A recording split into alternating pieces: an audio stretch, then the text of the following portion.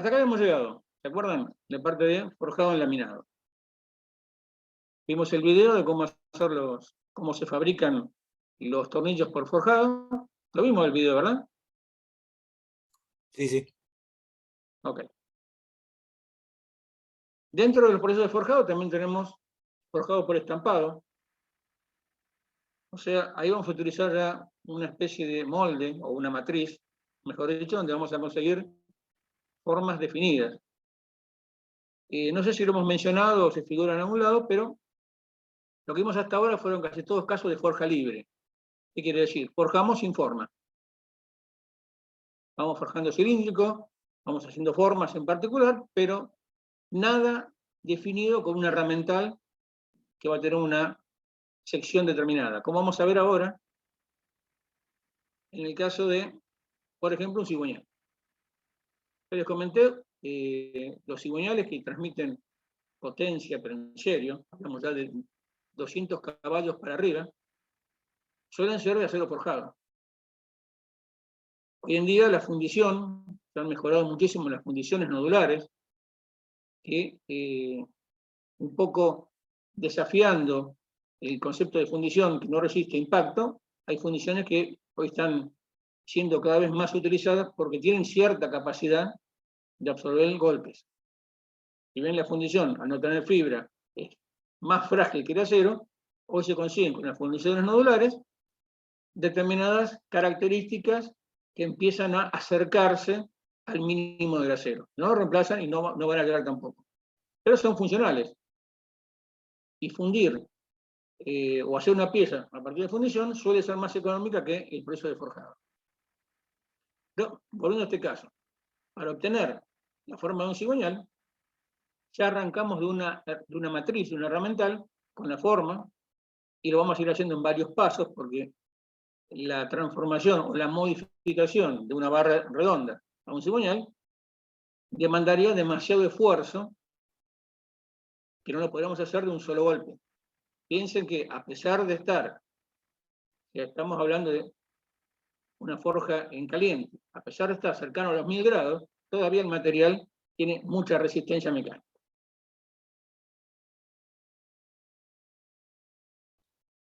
Tenemos entonces este tipo de casos muy comunes donde utilizamos una herramienta, un dado, como se lo suele leer en las traducciones de los manuales, que va a contener el material o la materia prima que yo le cargo con la temperatura cercana a los 1000 grados, y lo va a transformar, va a hacer la modificación, va a hacer el movimiento de volumen de ese material, y vamos a tener una pieza con forma definida. ¿Qué buscamos con esto? Nuevamente, ¿qué busca el proceso de forjado en una pieza de esta característica? Primero, fíjense que estamos hablando de piezas que soportan elevados esfuerzos, tanto de torsión, de compresión, de estiramiento, o sea, están sometidos a grandes esfuerzos mecánicos. También están sometidos a procesos de fatiga, porque son esfuerzos cíclicos. Pasan de 0 a máximo en cuestión de fracciones de segundo. Entonces, el esfuerzo que somete a esa pieza es muy grande. Necesito características mecánicas especiales para esas piezas. Entonces, ¿qué hago? Lo forjo. ¿Qué consigo con esto? Primero, darle un poquito más de dureza. Segundo, deformo la fibra, pero mantengo la fibra. Si yo hiciera un cigüeñal a partir de un cuadrado, en el cual lo voy mecanizando y corto toda la fibra de ese material, la resistencia mecánica será mucho menor que la que obtengo por el estampado. Por el estampado lo que hace es deforma la fibra. Acuérdense ese dibujo que vimos que copiaba la forma de la pieza, pero no la corta. Entonces, en el eje longitudinal o en el eje de la fibra, esa pieza va a ser muy resistente. Aparte también le da tenacidad. La forja como un efecto, está en el apuntecito que yo les hice llegar. Uno de los efectos que mejoro con propiedad mecánica es la tenacidad, o sea, la capacidad de resistir impacto. Yo lo puedo golpear. Pero fíjense que todas esas son las cosas que yo necesito para esta pieza. Si yo llevo un árbol de levas, el árbol de levas no es necesario que sea tan resistente mecánicamente, porque ahí no hay impacto. Hay esfuerzo y hay rozamiento. Un árbol de levas, soportado por los muñones del árbol de levas, la distancia de la separación entre puntos de apoyo son muy cortas. Los esfuerzos son mucho más bajos. Entonces no hace falta una pieza de estas características, a pesar de que en principio se hacían forjados. Hoy ya el reino de los árboles de leva es de fundición. ¿Qué conseguimos entonces con esto? Fíjense, en varias etapas, porque como les comenté, no podemos conseguir la forma definitiva de un solo golpe, vamos aproximando a partir de la materia prima la forma.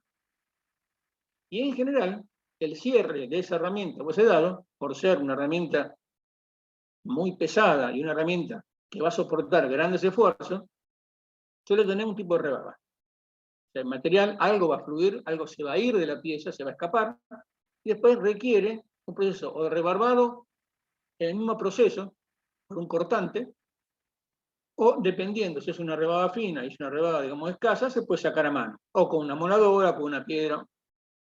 En definitiva, ustedes verán el proceso. Entonces, ¿qué conseguimos con esto? Acá tenemos herramental para una biela, partimos de, vamos a marcarlo, para que se vea bien, partimos de esta figura, que acuérdense, contiene esta figura casi todo el volumen de la pieza final. Se va a perder muy poco en rebaba. Vamos avanzando en sucesivas posiciones. Cada posición es una postura en un herramental y un golpe de prensa o matriz. Y cada vez nos vamos acercando más, porque partimos de esto, ya está deformado, el camino o el gap que hay entre una pieza y la otra cada vez es menor. Entonces se mantienen los esfuerzos dentro de valores razonables. Hasta que llega un punto donde la pieza ya está terminada y nos queda la rebaba, y de este paso a este paso simplemente hay un cortante que se lleva todo el exceso de la pieza. En el caso, y ya que no lo sepa, fíjense que las bielas se forjan enteras. Y una vez que está forjada entera, recién ahí se cortan, en esta parte, para obtener las dos mitades, el cuerpo de la biela y la cabeza de la biela que se va a montar luego. Eso es justamente para no perder la concentricidad, para dejar con el espesor del corte el espesor que yo tengo para apretar una de otra, se calcula todo esto.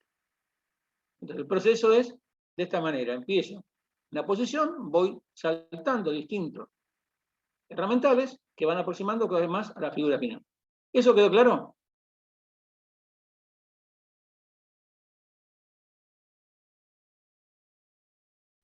Sí, Lo sí. tomo como que sí. Sí, queda claro. Bien. Seguimos. Acá tenemos algo similar, donde para obtener otro tipo de biela, tenemos mucha más cantidad de pasos. ¿Por qué debe ser esto? Primero porque a lo mejor el herramental que tengo, o la máquina que tengo, es de menos potencia que la anterior. Entonces yo no puedo ejercer tanta fuerza, me obliga a tener más cantidad de pasos, que los gaps entre paso y paso sean menores. También puede ser que el material o la cantidad, el tamaño de esa biela sea mucho más grande que la anterior. Entonces la potencia va a depender siempre de cuánto volumen tengo que desplazar. Temperaturas. ¿Qué les dije? Más o menos alrededor de 1000 grados. En este caso, 1100 a 1250.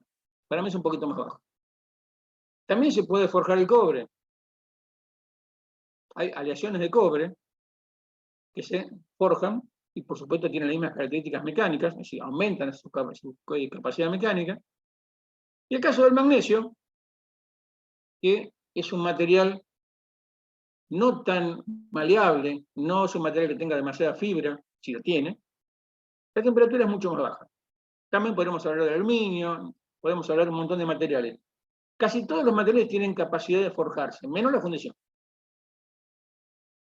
Fíjense algunos ejemplos típicos, aparte de la biela, que ya hablamos cuáles son los esfuerzos que tiene, fíjense que dos elementos típicos se hacen por forjado.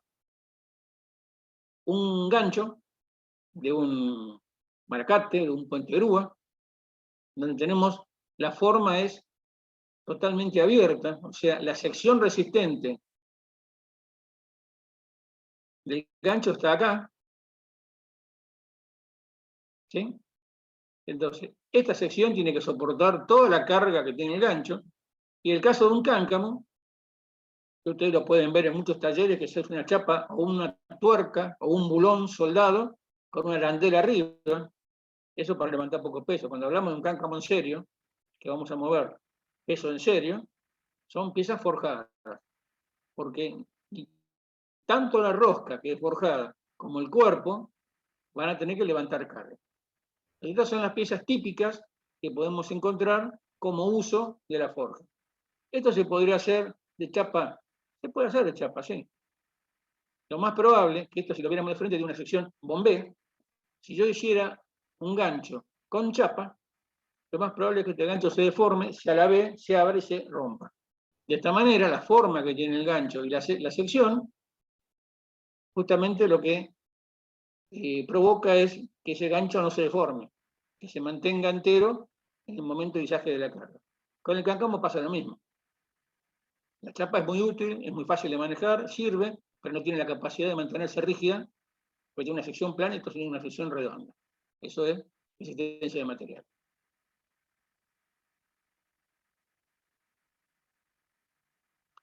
Vamos a ver dos videos. Y vamos con otro video enseguida, Romín. Hasta ahora vimos el video del proceso de forjado de grandes piezas. ¿Para qué serían esas grandes piezas que acabamos de ver? Fíjense que son piezas de 10, 15, 20 toneladas promedio. Son pilotes para centrales hidráulicas, muchas pueden ser anclajes para puentes. Algunas piezas de las más chicas que vimos al final pueden ser materia prima o forjas para mecanizar ejes, un eje de turbina, un eje de generador eólico, digamos, piezas que tienen mucha exigencia mecánica y que la forma de obtener la materia prima para el final es a través de la forja. Muchas piezas van directamente, así como están, van al uso, y otras habrán mecanizado, pero justamente la forja lo que no tiene es buena terminación superficial. Por mejor forja que sea, siempre necesita un mecanizado posterior. Pero vamos a sacar mucha menos material, vamos a cortar mucha menos fibra, o sea, vamos a mantener mucho más la sanidad de la pieza que si lo fabricáramos a partir de arranque de virus. Ahora vamos a ver otro video donde vamos a ver piezas más chicas, donde ya llevamos la forja ya a un terreno más normal. ¿Sí? Bien. Ahí vimos algunos ejemplos, algunas aplicaciones, algo del mundo de la forja, digamos, la productiva.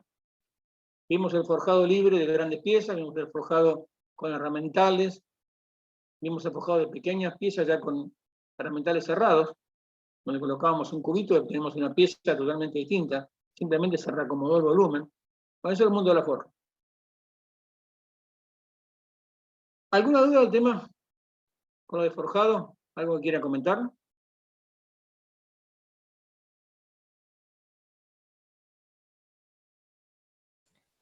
Daniel, a mí me quedó una duda, pero en un momento hiciste referencia a chapa rolada. No tengo el concepto que es rolado. Cilindrada. A ver, la chapa rolada, o un perfil rolado, se puede obtener un anillo, como eso que se veía recién por forja, lo podría obtener nuevamente. Nunca hay más de una forma, sí, siempre hay más de una forma para hacer las cosas. En el caso de un anillo rolado, yo podría tener una barra, la pongo en una dobladora, después voy a buscar una foto para que la vean, creo que inclusive tengo alguna acá en el material, y la curvo. Y la voy haciendo, digamos, la voy curvando hasta que las dos puntas se tocan. Y ahí soldás los extremos. Y ahí sueldo los extremos. Ah, perfecto, ahí clarísimo. Eso es rolado. O, digamos, cuando hablamos de chapa, hablamos de cilindrado. Yo puedo obtener un tanque o un caño. Los caños, digamos, los pequeños, que son para trasladar fluidos o para instalaciones eléctricas, los hago con una matriz, como decía la pasada, parto de un fleje plano, lo voy curvando, lo voy cerrando, hasta que una vez que ya tengo el borde arriba, tengo una máquina automática que lo suelda. En el caso de chapa, yo tengo que hacer un tanque que no va a estar sometido a presión, es importante. Es un tanque común, voy a hacer un silo, voy a hacer algo para guardar, digamos, carga, pero que no está sometido a grandes esfuerzos. Lo que hago es, tomo una chapa plana, la coloco en una máquina y la cilindro. hago como si fuera el caño, nada más que va a ser de un largo definido. Una vez que lo tengo cerrado, lo sueldo. Muchas estructuras de aviones se hacen así.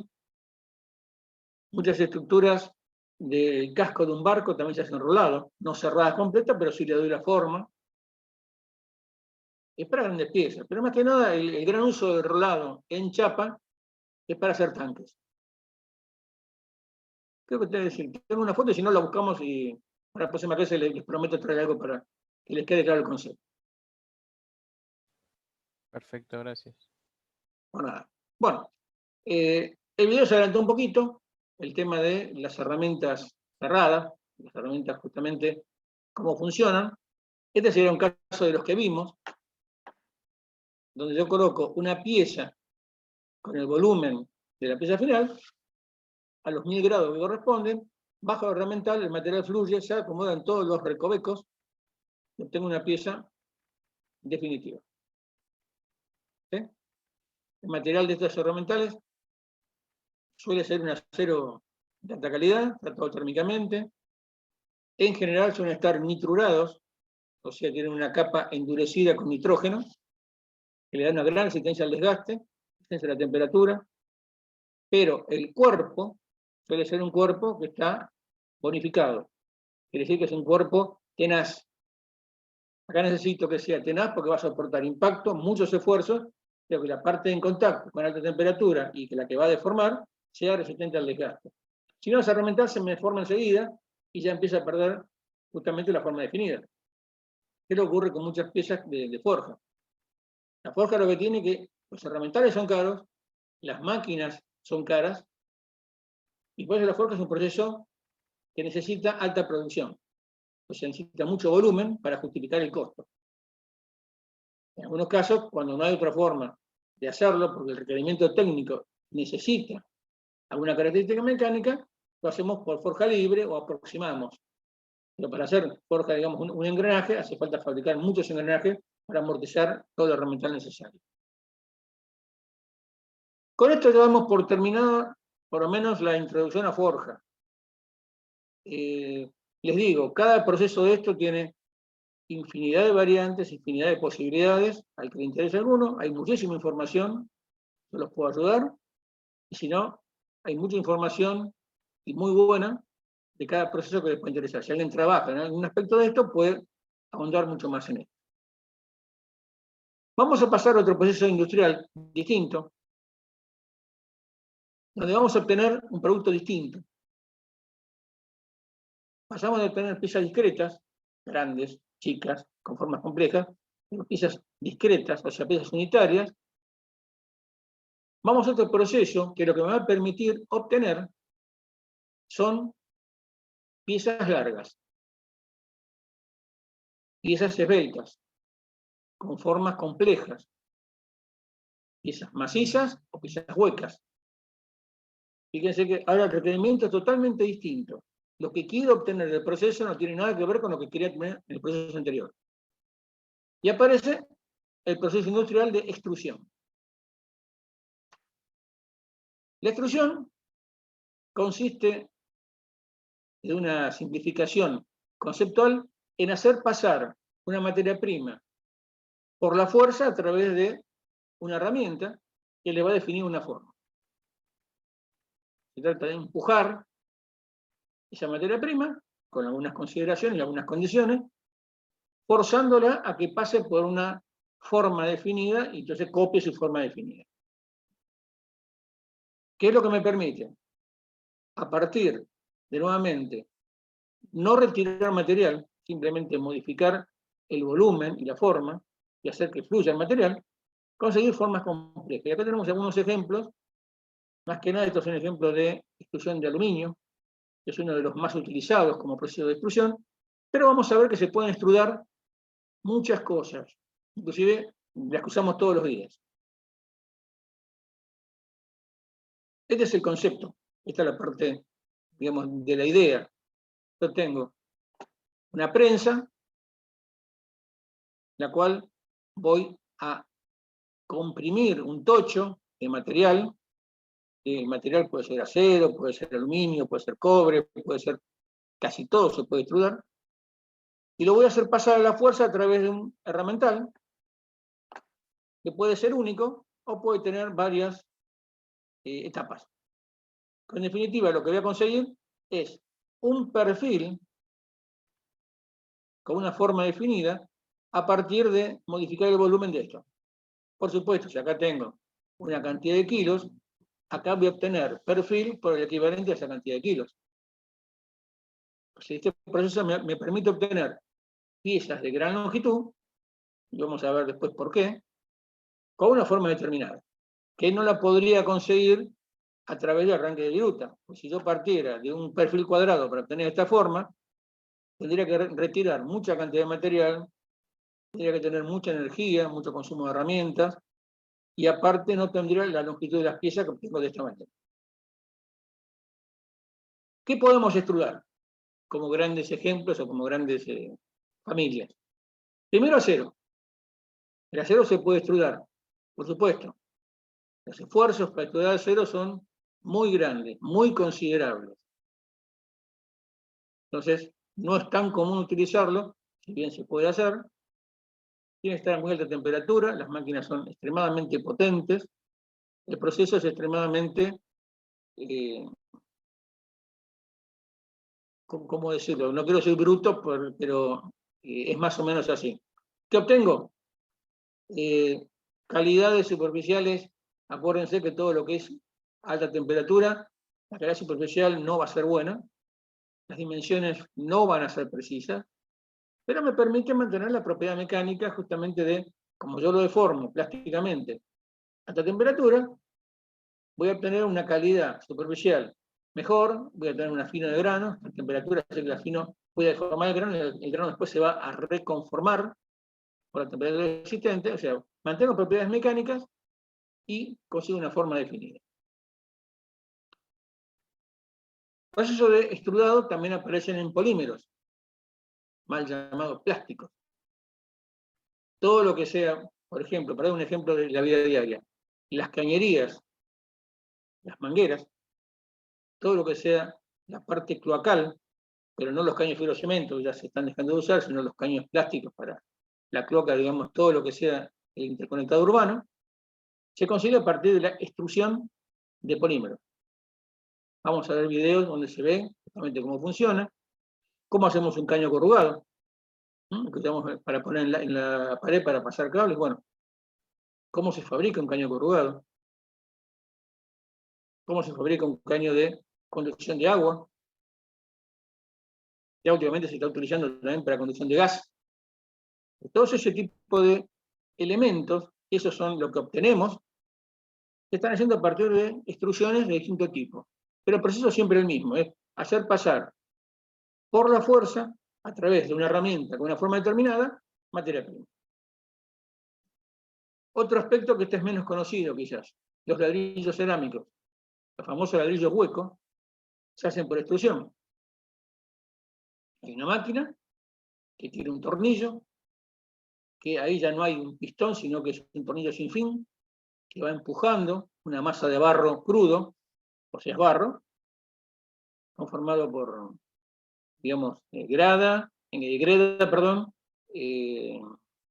acerrín, tiene en el componente tosca, esa mezcla, un poco de arena, esa mezcla, digamos, extrudada por un tornillo, pasa por una herramienta que tiene la forma, y podrá ser un 6x9, un 3x4, digamos, por la cantidad de agujeros en ladrillo de este tipo, y una vez que sale, se corta a la longitud estándar, que creo que son 30 centímetros, y obtengo el ladrillo. Después los tengo que cocinar, y obtengo el ladrillo rojo de construcción.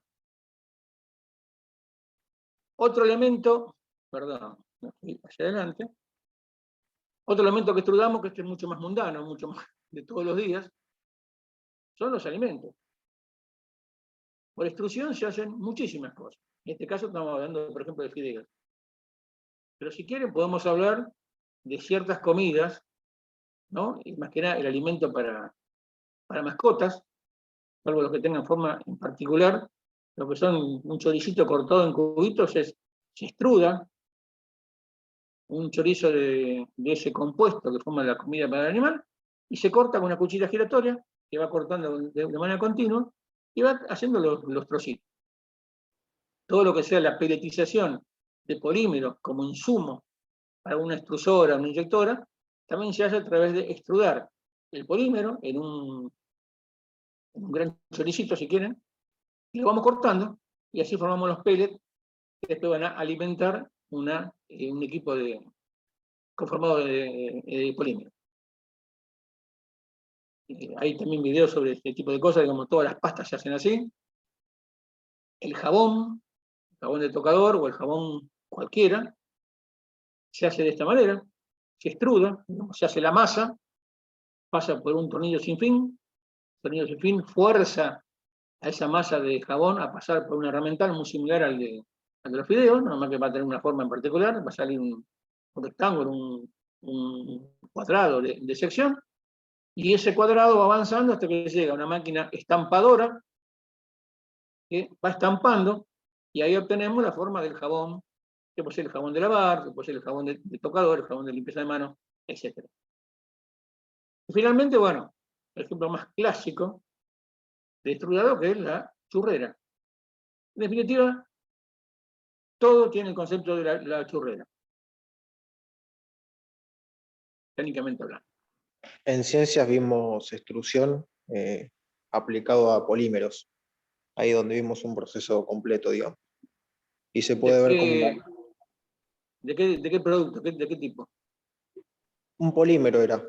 ¿Pero cuál Entraban era el como producto? bombillas, si no me equivoco.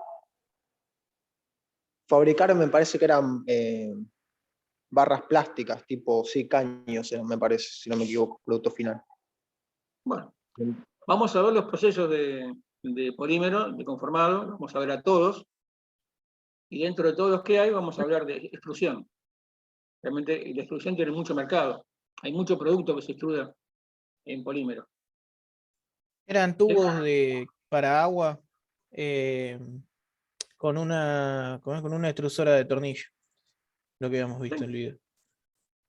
Lo vamos a volver a ver, se lo voy a explicar un poquito más a lo mejor. ¿Sí? Daniel, Bien. ¿Cómo? Daniel, en el caso del acero, ¿no? En este caso también se mantiene la fibra del material. O no se cambia, aunque cambie la forma de la sección, la fibra sigue estando. Mientras yo no la corte, la fibra se va a acomodar a la forma que yo le vaya dando. ¿Sí? Bien, bien. En esta Gracias. parte de lo que estamos viendo del proceso es conformado sin arranque de viruta. Les comenté al principio que íbamos a ver todos los procesos en el cual yo deformaba o conformaba alguna pieza a partir de una materia prima, pero no lo iba a modificar o no le iba a sacar peso. Iba a reubicar volumen. Pues fíjense que los tubos sin costura simplemente partimos un tocho, y cuando el tubo termina, si lo pudiéramos pesar, pesaría lo mismo. Siempre hay un despunte que se corta para la forma, pero el proceso es no sacarle viruta. Porque la viruta sí corta la fibra. En el caso de la extrusión de acero, la fibra que está es la fibra que surge, digamos, a partir del enfriado. Y después cuando yo voy deformando esos granos, porque los granos cuando se deforman siempre en el sentido donde yo apliqué la fuerza, y una vez que se vuelven a reacomodar, siempre están alineados. Entonces no hay modificación. La fibra va a seguir estando. Por eso, un tubo extrudado es resistente o es más resistente mecánicamente que un tubo torneado. Por eso, una pieza forjada, fíjense que creo que una de las últimas piezas del segundo video era una especie de tornillo largo que la persona hacía girar la mano, se iba golpeando, la pieza se iba estirando. Uno diría, bueno, arranquemos del tubo, arranquemos de una pieza. No, de esta manera consigue una pieza esbelta, de una medida determinada, con mejores propiedades mecánicas. Eso va a ser probablemente un tornillo de fijación de un puente, algo donde se requiera buenas características mecánicas. ¿Está?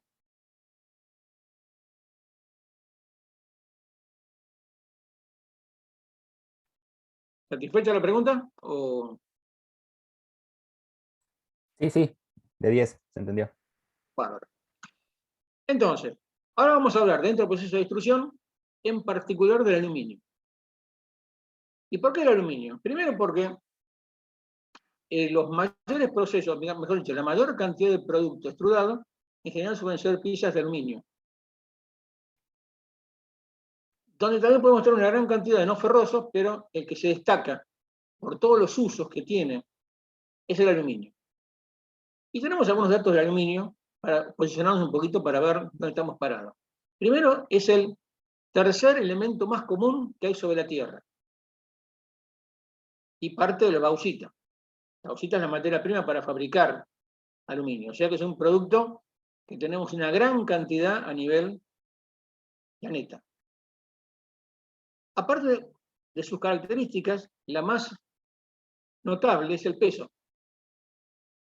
Si yo lo comparo por la densidad, fíjense que lo aclara ahí, el acero tiene 7,8 kilos por metro cúbico. El aluminio tiene 2,7. Estamos hablando de prácticamente un tercio del peso por metro cúbico o por unidad de volumen entre el aluminio y el acero. Esto no sería más que anecdótico si no fuera porque yo consigo resistencia estructural con la mitad del peso. Acuérdense, yo se lo comenté la clase pasada, que la resistencia estructural se consigue siempre manejando el momento de inercia. Entonces la forma muchas veces tiene más que ver que el tipo de material. Yo con el aluminio, manejando la forma de una pieza de aluminio, consigo prácticamente la misma resistencia mecánica que una pieza de acero, pero con la mitad del peso. Por algo los aviones se hacen de aluminio. Porque mantener todos esos kilos en el aire, si lo tengo que hacer de acero, requeriría más consumo de energía para que un avión de acero se mantenga volando. Entonces hoy lo hacemos de aluminio y en algún futuro, no muy lejano, va a haber muchos componentes de polímeros especiales. La fibra de carbono viene avanzando, pero como un tren expreso, que van a generar la misma resistencia mecánica y todavía con menos cantidad de peso. Hay un modelo de avión que sí es de acero. ¿Cómo? Que hay aviones que sí son de acero. Capaz no los actuales, pero hubo un accidente en México hace varios años y, digamos, era un avión, era de pasajeros, y todo el fuselaje era todo con tornillos cortantes. O sea, eran planchas de acero que tenían todos tornillos, remaches, digamos.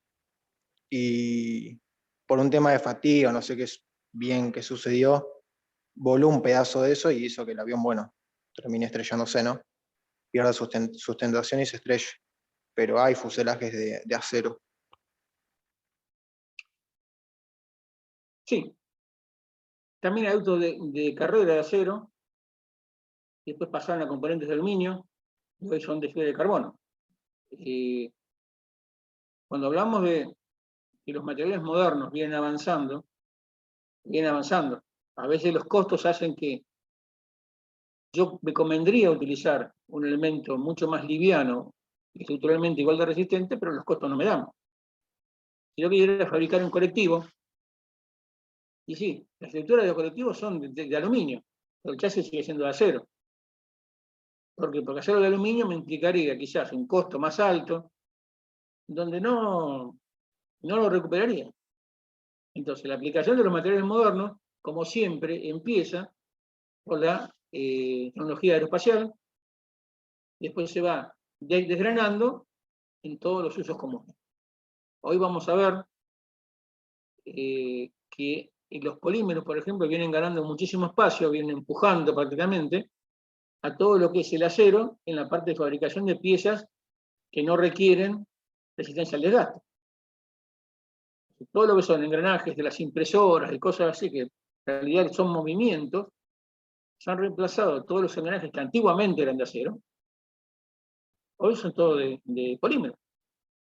Entonces, donde se puede y conviene, se va a reemplazar. Volvamos al aluminio. Entonces, conseguimos misma resistencia jugando con la forma, con probablemente la mitad del peso, cosa que en algunas funciones es importantísimo. ¿Qué tipo de aluminio utilizamos para el caso de la extrusión? Bueno, aluminio tenemos muchos, según la norma, pero los más usuales, los más comunes, son 3 grupos. Primero la serie 1000, que es la serie justamente de conductividad eléctrica, prácticamente es aluminio 99,9, o sea, es aluminio sin alear, aluminio puro. Por lo tanto, muy alta conductividad térmica, muy alta conductividad eléctrica, no es templable, no es de los más resistentes, no se puede tratar térmicamente. Pero, cuando yo tengo que hacer un disipador de calor, digamos, el indicado es aluminio de la serie 1000. Después aparecen, como más uso, la serie 6000. Es aluminio, manganeso y silicio. Está aleado, se puede extrusar muy fácilmente, se lo puede tratar térmicamente. La serie 6000, yo les diría que en general es la más utilizada. Vamos a ver después algunos ejemplos de en qué se usa cada uno. Y aparece después la serie 7000, aluminio, zinc y manganeso, que son de alta resistencia, se pueden tratar térmicamente, se pueden soldar. Cuando hace muchísimo tiempo el aluminio no se soldaba, alguien tenía que ir a rellenar una tapa de válvula del auto, una tapa de motor, y era muy difícil conseguir quien se lo rellenara. Bueno, hoy en día es mucho más fácil. Y aparte se puede anodizar. Anodizar es un revestimiento, un recubrimiento superficial, que me permite 2 cosas. Primero, recubrirlo, para dar una protección catódica, porque el aluminio lo que tiene es que en reacciones catódicas se degrada muy fácilmente, entonces hay que recubrirlo, hay que protegerlo. Y después también por un tema de estética. Hay muchísimas piezas que a veces vemos en los bazares, unos mates muy lindos de muchos colores, bueno, eso es todo aluminio anodizado. Fíjense la variedad de piezas que podemos obtener, algunas macizas y algunas huecas. ¿Cuáles son las características del aluminio para el proceso? En general, tochos de entre 150 y 300. Eso tómenlo como que es, los fabricantes de máquinas se manejan en esas medidas. Puede variar. Digamos, entre esas medidas y alguna especial podemos tener, es un dato solamente para ver de qué tamaño es el tocho. 300 milímetros por 4 metros, sacan el volumen, vamos a ver cuántos kilos de aluminio tenemos en un tocho. Temperatura, alrededor de los 400 grados. El aluminio lo que tiene es que no se ve que está caliente, ¿sí? No cambia de color. Pero lo vamos a extrudar a una temperatura más cercana a la temperatura de fusión, como si hiciéramos con el acero. ¿Qué es lo que nos va a permitir? Menos esfuerzo. Que la máquina, digamos, sea menos potente para poder conseguir el efecto de extrusión. Las prensas tenemos de todo tipo. Hay desde 2.000 toneladas hasta 15.000. Vamos a mostrar unas imágenes de prensas realmente grandes, pero son para estudiar formas y grandes volúmenes de aluminio. Ya no para hacer disipadores de calor, sino que para hacer otro tipo de piezas. Es un proceso muy rápido, podemos llegar hasta 200 milímetros por minuto. Así que el proceso es muy rápido, se ve muy fácil, se percibe muy fácil cómo se extruda una pieza de aluminio. Y acá viene una de las ventajas. Longitud extrudada dice desde 12 hasta 50 metros. En realidad, la extrusión, mientras yo siga alimentando con tochos la máquina, la longitud sería infinita. Porque sería, digamos, una única pieza que yo continuamente voy comprimiendo y se va uniendo y sigue saliendo. La definición, o mejor dicho, el límite del máximo que yo puedo extrudar está más dado por la posibilidad de transportarlo que por la posibilidad del proceso. Ya 50 metros es una cosa muy difícil de manejar. En general, un semi tiene 15 metros de largo, 20 metros de largo, 25 metros de largo tiene un semi que puede llevar 24 palets, no más que eso. Es decir, yo no podría llevar cosas más largas que eso, si no las tenés que enrollar. Entonces, fíjense que una de las características de este proceso es que vamos a decir que la longitud es muy larga y el límite lo ponemos justamente en los elementos de transporte.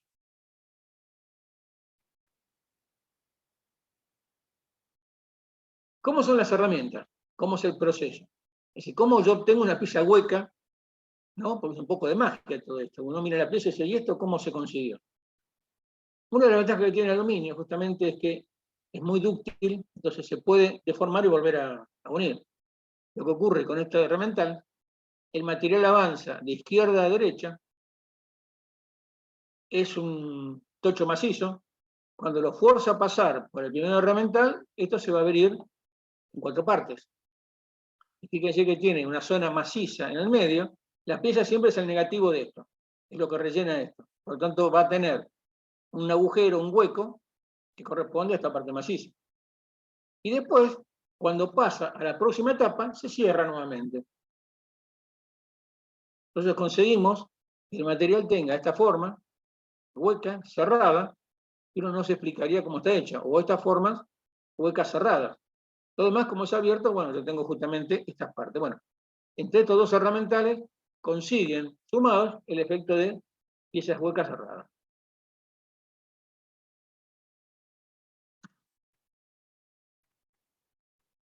Algunos ejemplos más, fíjense nuevamente, el herramental que hace la apertura y maneja toda la parte del interior, y este es el herramental que maneja la parte del exterior.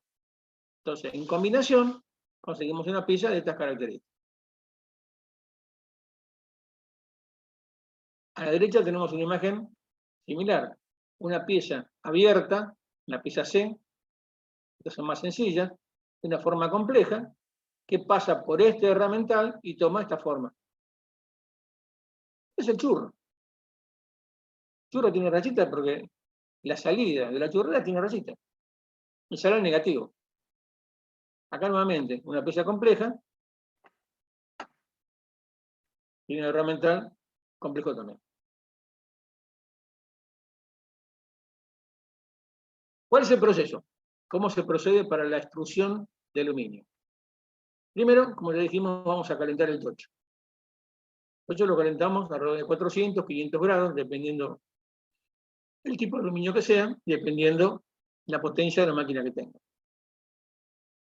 Armo el herramental, corto los tochos a medida. Los tochos originalmente pueden tener 8 o 10 metros de largo, los voy llevando a una medida que pueda procesar por la carrera del pistón. El pistón de la máquina son muy grandes, de mucha sección para tener mucha fuerza, pero las carreras no son tan largas. Entonces, la carrera va a ser lo que puede desplazarse el pistón, o sea, va a ser el largo máximo que tenga el tocho. Después tendría que retirar, colocar un tocho nuevo y seguir empujando. Una vez que extrudo, y digo, bueno, hasta acá, el material que yo conseguí lo tengo que enfriar.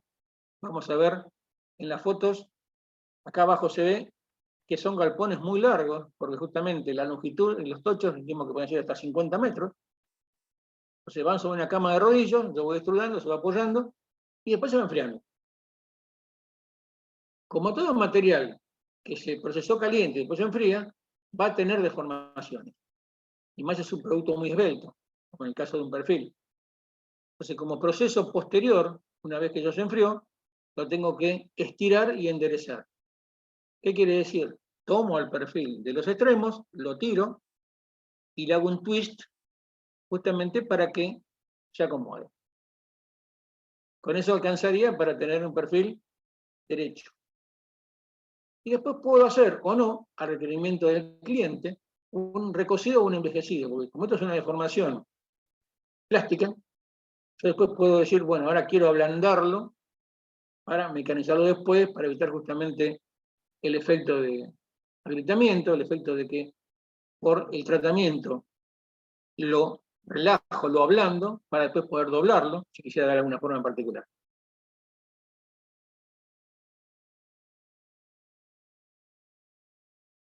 Tenemos dos maneras de extrudar. Aparece la idea de la extrusión directa,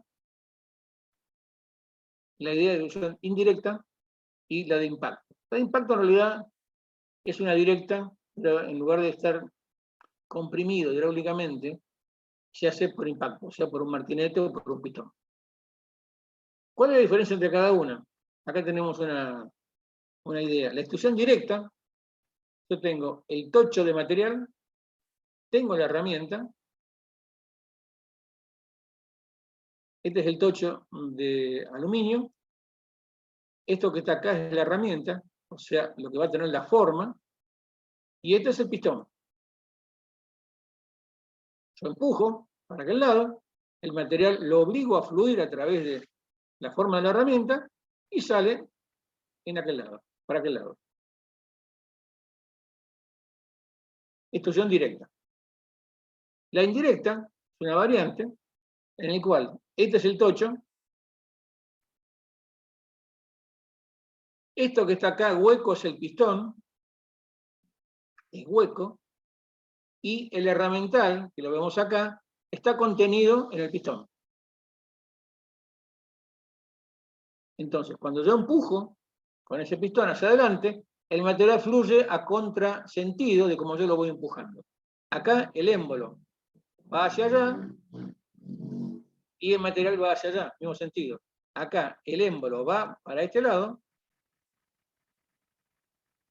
y el material va a contrasentido. Ventajas y desventajas. Por algo surgió este sistema. ¿Se entendió esto, no? ¿De todas formas? Sí, sí.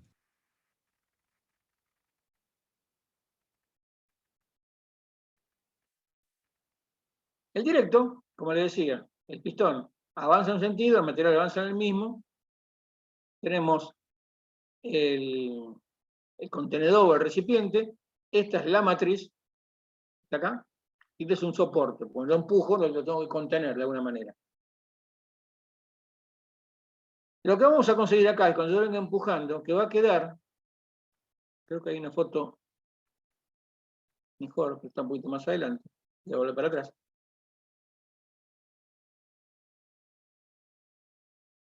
Va a quedar una cantidad de material acá, en estos rincones, que no van a fluir, porque el material, en definitiva, viene haciendo esto. Pero acá va a quedar una cantidad de material que no va a fluir.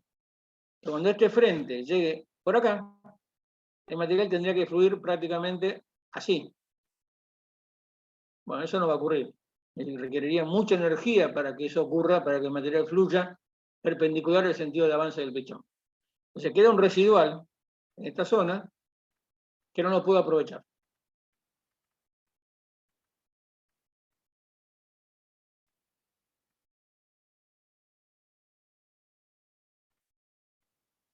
¿Cuáles son las ventajas? Que yo con el herramental y como el pistón tiene una carrera de esto, yo puedo extrudar prácticamente sin límite. Porque como yo empujo en un sentido, retiro después el pistón, lo vuelvo a retirar, coloco otro tocho y sigo empujando. Y el material se unió acá y el material nuevo se pega y seguimos avanzando. Podemos obtener formas cerradas, y eso va a depender ya del herramental que coloque, no tanto del sistema, o formas abiertas, como les decía. Estos son los más utilizados. En el caso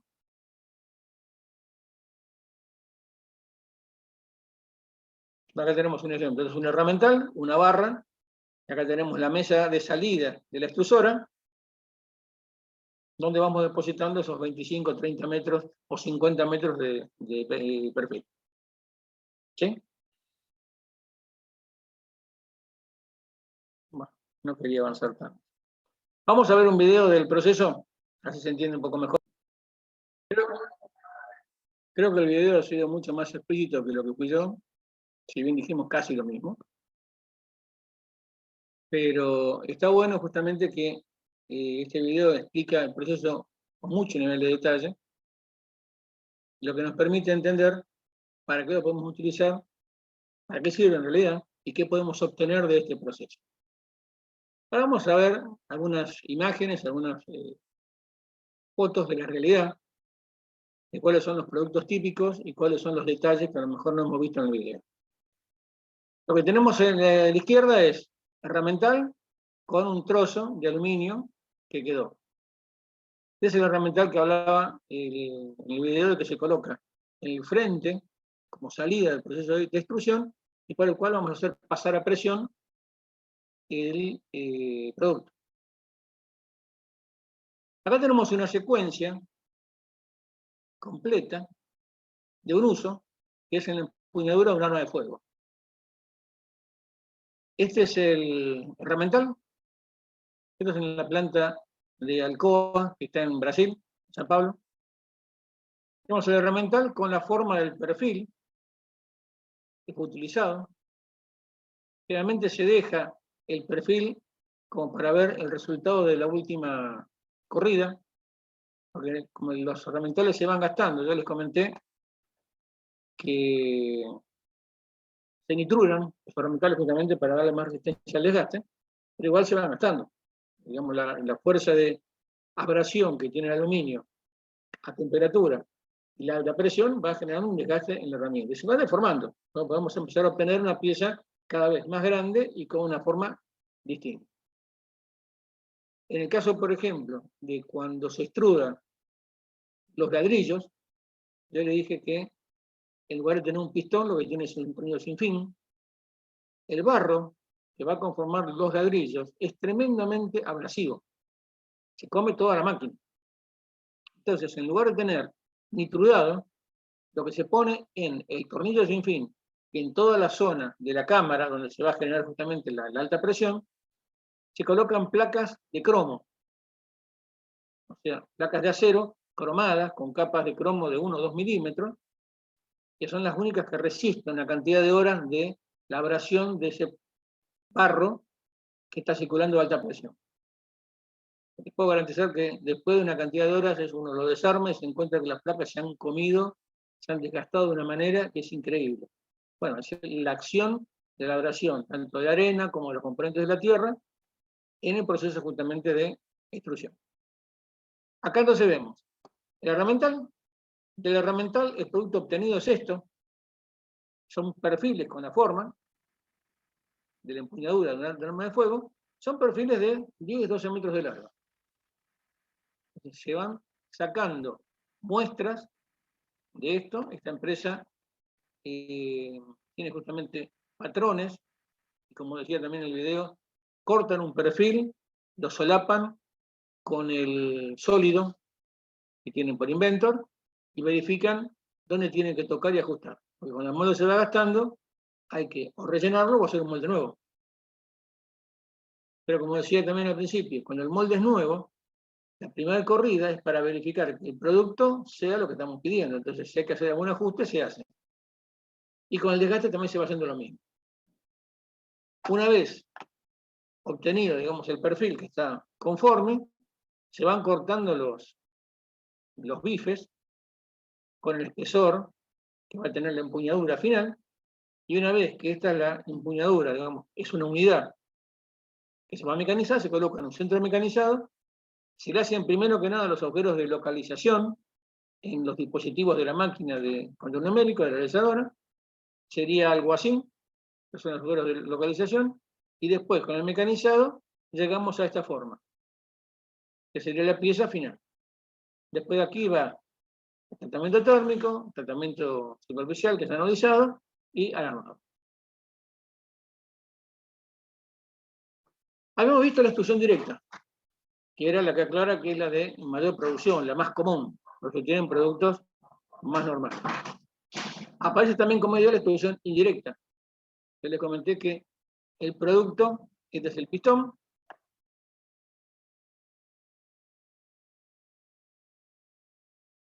el aprisionador o el pistón, que avanza hacia allá. El producto, este es el tocho,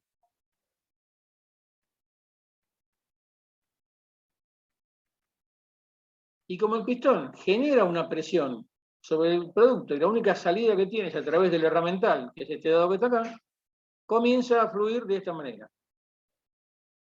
Y fluye, como está marcado acá, en sentido opuesto como avanza el pistón. Fluye por adentro, el pistón es hueco. ¿Qué conseguimos con esto? Prácticamente que no queden residuos, porque como el material va fluyendo siempre de esta manera, cuando yo voy llegando acá, también tiene tendencia a fluir. Consigo un mejor vaciado, un mejor aprovechamiento, no hay una zona residual de ese producto.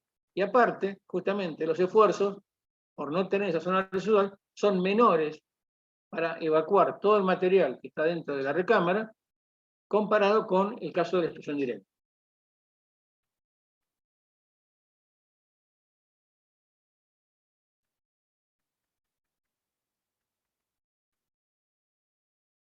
Menos esfuerzo por este método, pero el problema es que está limitado el producto que estoy haciendo por la capacidad del pistón. Como es hueco y tiene que salir a través de él, si bien el eje está calculado para que salga el producto a través de él, no se consiguen distancias tan largas como 50 metros. ¿Sí? Entonces es para determinadas situaciones, para determinados procesos. La tercera forma, que es una especie de híbrido entre lo que acabamos de ver, es la extrusión por impacto. Esta es muy utilizada porque apunta a un nicho de producción muy particular, que es el de los envases.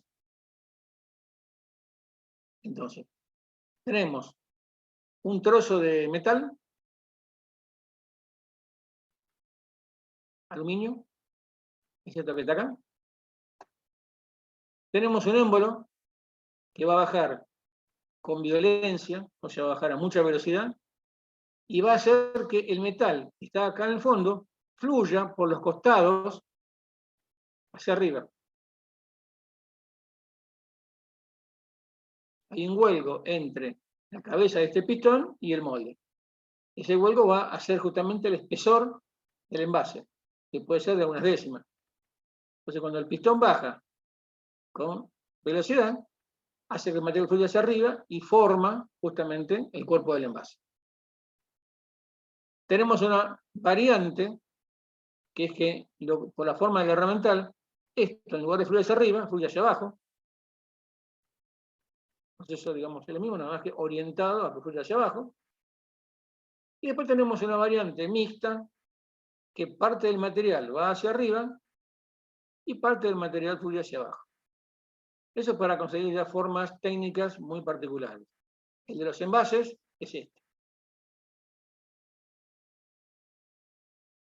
¿Sí? ¿Se entiende?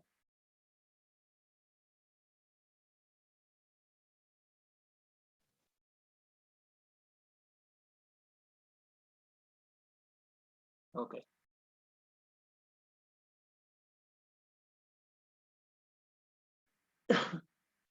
Acá tenemos un poco una secuencia de cómo se extruda por impacto un envase. Vamos a ver dos videos donde vamos a entender un poco más la velocidad de procesamiento, en este caso, se manejan por unidades, y tenemos dos formas. La de utilizar la chapa precortada o la de utilizar los medallones de aluminio que contienen el volumen del envase, pero se van a fluir a través del primer caso que yo les había mostrado. Vamos con un video, Romina. Vamos a ver ahora, enseguida. Vamos por otro video, Romina. Vamos a ver el último. ¿Tenemos tiempo? No, lo dejamos para la semana que viene. Vamos a tener tiempo.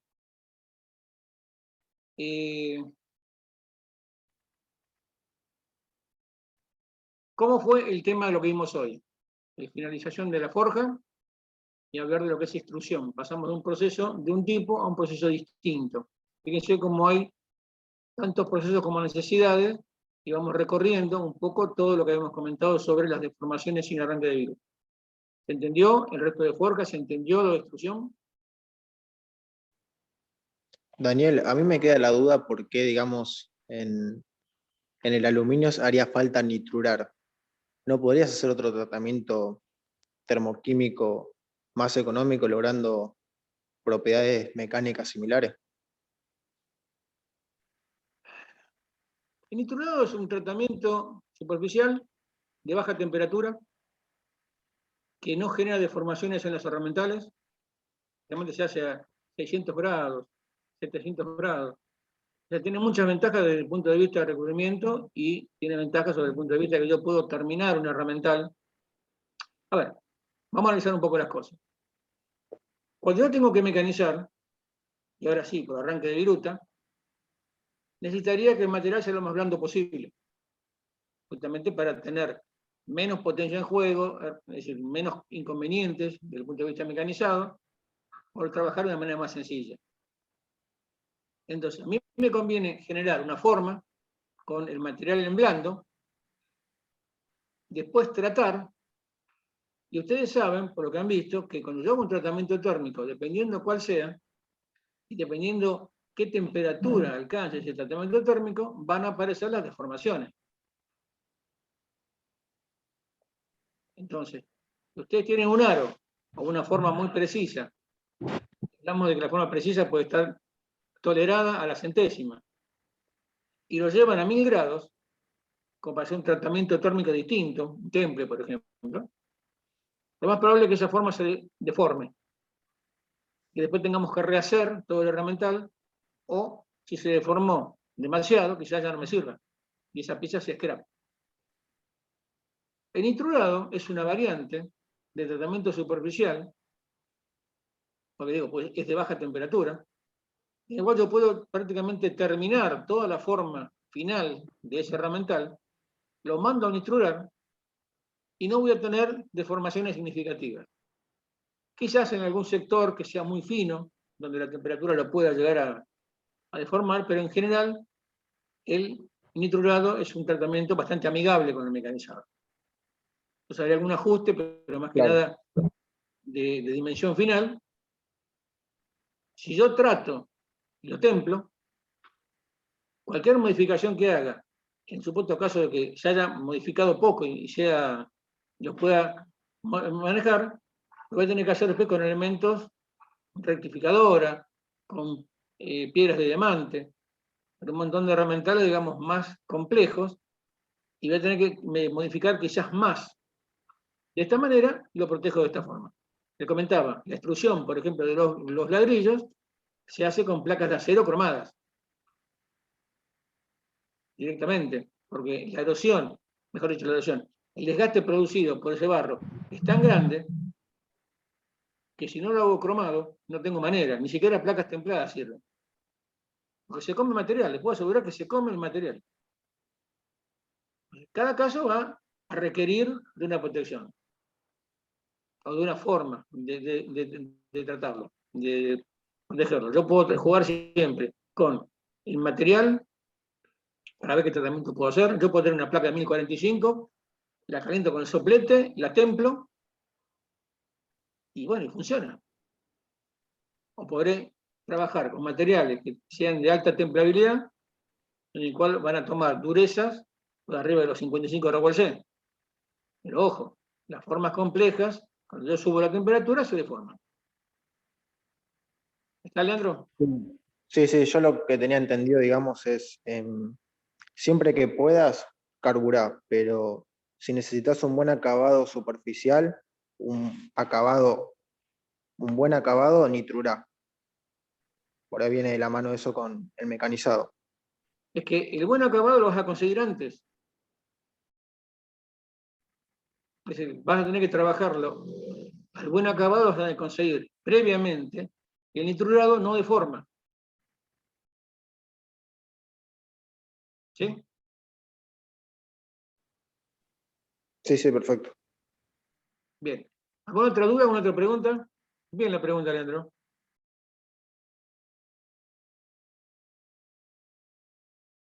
Muy bien. Dejamos acá por hoy. Seguimos la semana que viene. Como les digo siempre, cuídense, tengan buen fin de semana, cuiden a sus viejos y nos vemos el martes que viene si Dios quiere.